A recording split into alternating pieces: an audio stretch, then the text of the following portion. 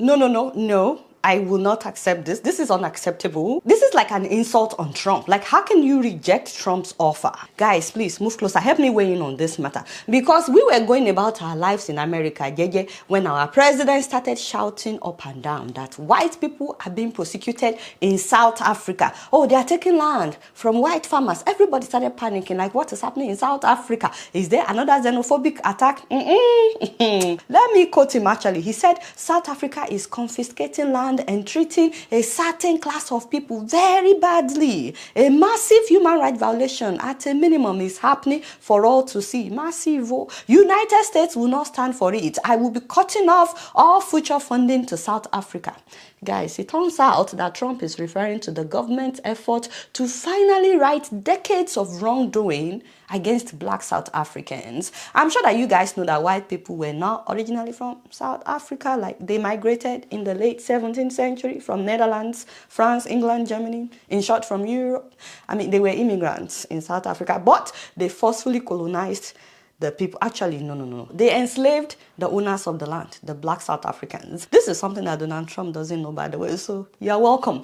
And I'm not exaggerating, by the way, with the word enslave. You can Google it. Did white people enslave South Africans? And you will see that, yes, white Europeans enslaved South Africans. It was the Dutch that introduced slavery to the Cape Colony. That was what they called it at the time in 1652. You will not believe that it lasted until 1834, 182 years after they said they ended slavery, but that the slaves will still be in the possession of their owners as apprentices. Wow. South Africans, you guys have suffered. Fast forward to 1913, they came up with what they called the Natives Land Act that literally pushed all the black people in South Africa to certain parts of the country, making sure that they occupied only 8% of their own land. Can you imagine? And this act restricted them from owning land everywhere else in their own country. I can't even imagine white people forcefully taking lands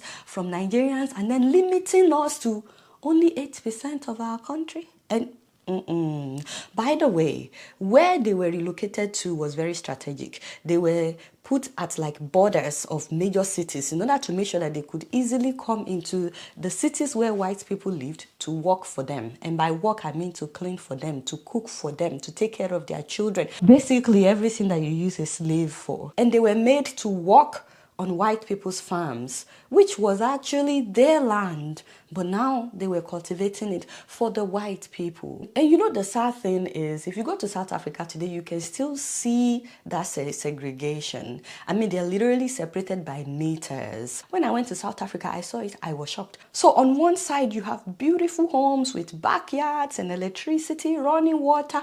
On the other side, not even far, you have slums. And it's still like that. And then by 1948, when the National Party came to power, all of them are white, by the way, they literally wrote segregation into their law. Apartheid was established, which lasted until the early 1990s. And it wasn't just about black people not allowed to use their toilets. No. The government, consisting of only white people, passed a total of 148 apartheid laws during those years. They didn't pass all of them at once, but over the years, they started passing all kinds of laws about things that black people were not allowed to do in their own country. In total, they passed 148 apartheid laws, including mandating black people to carry passbooks. This is not passport, they call them passbooks that will state where they are allowed to work and the places that they are allowed to go to in their own country. They had restricted mobility. Just imagine that. So if they go anywhere else that is not written in their passbook, they could be arrested. The white minority basically controlled where black people could live, where they could walk, even where they could worship.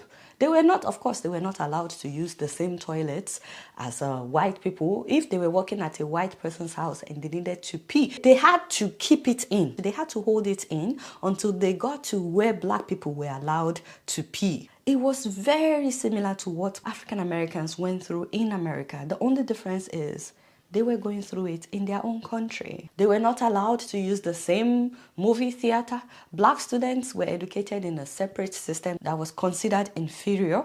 Housing was allocated by white people based on race. Employment was allocated based on race. Interracial marriage was not even allowed at all. It was illegal for you to date a white person if you were black. Millions of South Africans were forcibly removed from their homes so that white people could occupy those lands and turned it into their own towns. Can you imagine that they had white-only churches at that time?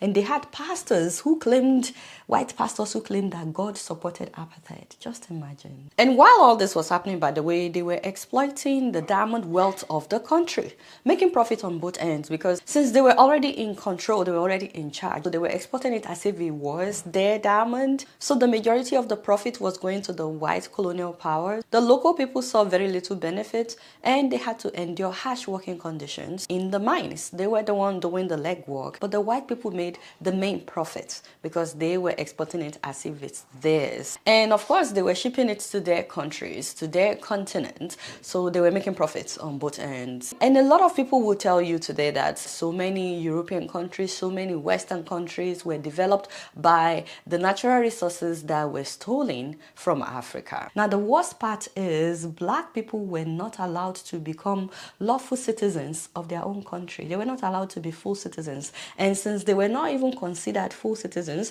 they were not allowed to participate in politics. Not just that, they had no voting rights. I mean, they were not allowed to vote in their own country. And of course, they were not given international passports. Remember, they've already restricted their movement. So traveling abroad was not easily allowed. And this went on until the early 1990s when apartheid officially ended and a democratic government was formed in 1994. Hopefully, though, this gives you an insight into why a lot of Africans still today don't understand the justification for xenophobia, because so many African countries actually stood by South Africa when they were going through all this, fighting for their independence. Nigeria was in the forefront of fighting for their liberation, to the point that Nigeria was issuing international passports and facilitating travel for South Africans seeking to leave the country under the oppressive regime by providing them with Nigerian passports. I've seen all kinds of arguments, some people saying that the reason some South Africans, and not all of them by the way, don't misquote me, the reason why some South Africans don't like other black Africans is because they're still healing from apartheid. So it's hard for them when they see other black people like them come into their country and thrive regardless of the system. But the black Africans are not the enemy. But I digress. Now, everything that I said is just history. I have nothing against any white South African, but I needed to, give you this background story for you to understand why now they are trying to get their land back. In any case, it's been 30 years, 31 years now since the end of apartheid.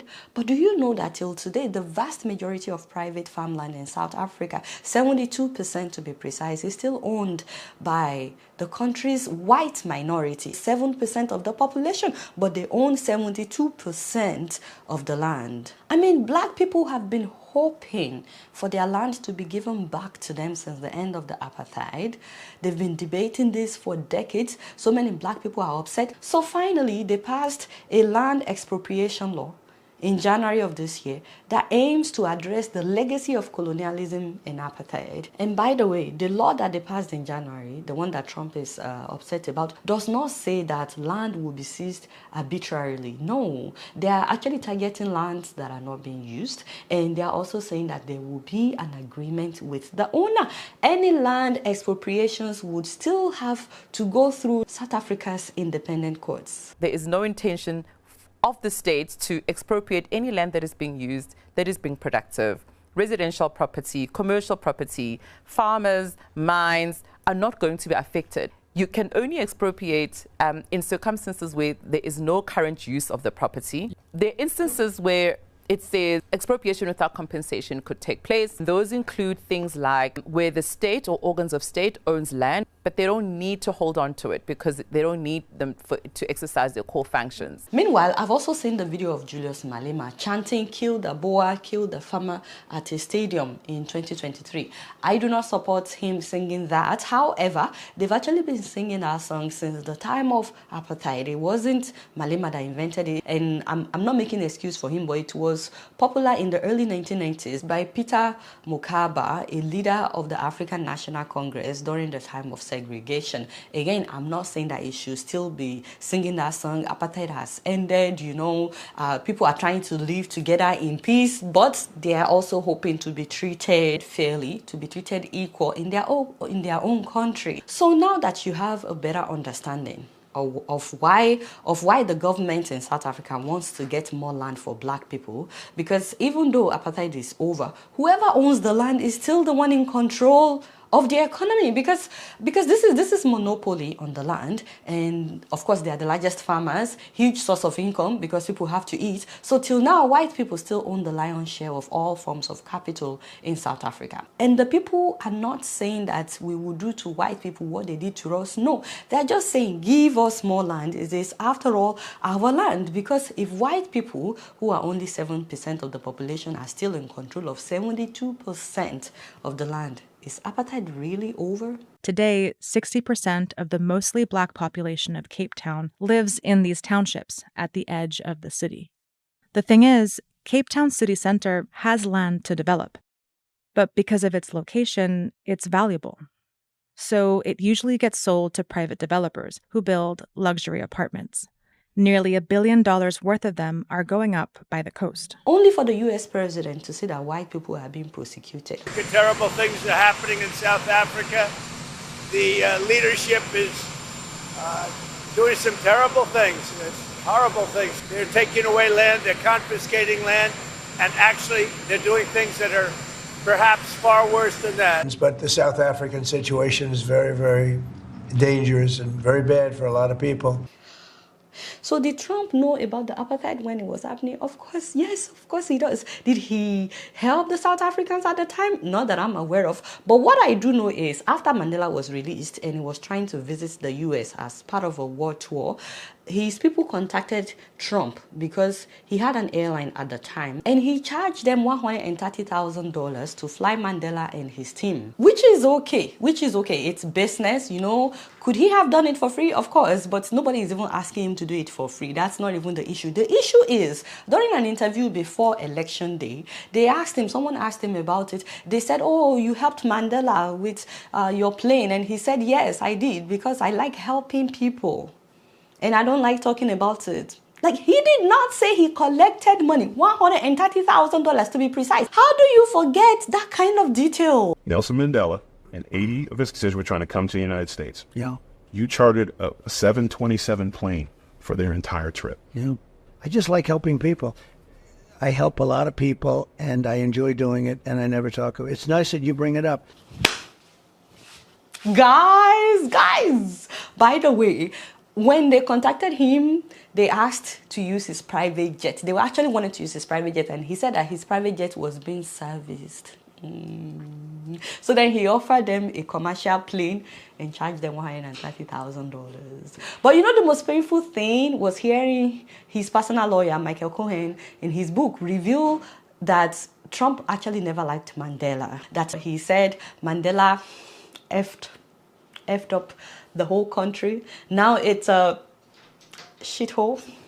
He quoted Trump saying, F Mandela, he was no leader. And I remember that time, South Africans were so upset, like, who the hell are you? Like, what the heck? Can you imagine? So, of course, he knew about the apartheid when it was going on. Okay, enough of the history lesson. Let's get back to him threatening South Africa. This was the response of South African president, by the way, when Trump threatened them. I don't know what Donald Trump has to do with South African land, because he's never been here. And he must keep his America, we will keep our South Africa.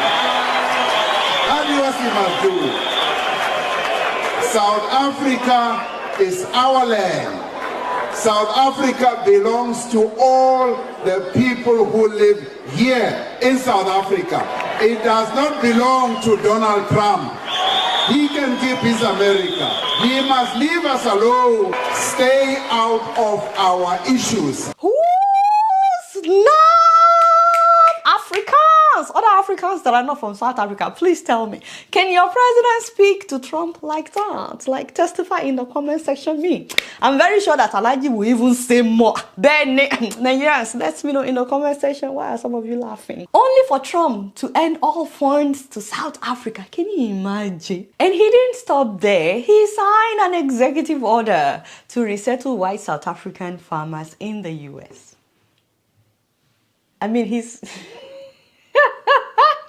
offering asylum to all white people in South Africa to come and be refugees in America because they are being persecuted. Which brings me back to the beginning of this video. Imagine my shock when some of them said no to Trump. I was like, that they were not interested. I said, no, I will not accept that. Like, watch this. Why would you want to go? There hasn't been any really bad taking over of land. The people are carrying on like normal. And, what are you going to do over there? And he had this to say about Trump cutting off aid to his country. We all know how Mr. Trump behaves, so it's not, why should they do that? Is it being spiteful? No, I'm not a refugee. Me, I come from South Africa. I'm indigenous from here. Yeah, I'll maybe go take a holiday there, but I won't go to stay there. Our government is very good to us. They actually just fixed our road, and that actually boosts our business, because now there's going to be more people buying chickens from us and eggs, and also pig meat and so on. We have to state categorically, we don't want to move elsewhere. We might disagree with the ANC, but we love the country. There's major conflicts in many other countries of the world that actually deserve an asylum better than what we do in South Africa. The government in South Africa is persecuting Afrikaners community. I think they should stop spreading lies and propaganda, because it's all fake news. Can you imagine how they insulted Trump? Anyways, the sad thing is, now, maybe after he realized that there's no case there, and white South Africans are better off in South Africa because they control the wealth, now he switched to South Africa's genocide case against Israel. In 2023, when Israel started bombing Gaza, South Africa alleged that Israel had committed and was committing genocide against Palestinians, and so they filed a case against Israel at the International Court of Justice. So now Trump is saying they have to withdraw that case, or else no more funding. And guess what? South Africa has vowed not to withdraw its genocide case against Israel at the International Court of Justice, despite the Trump administration's threats and aid cut. They said they are not withdrawing it. So let me tell you what I think about this whole drama. First of all, I'm upset. I'm really upset that white South Africans are not coming to be refugees in America. Can you imagine? Like, we were getting ready for them to come. We were going to help them sweep the houses.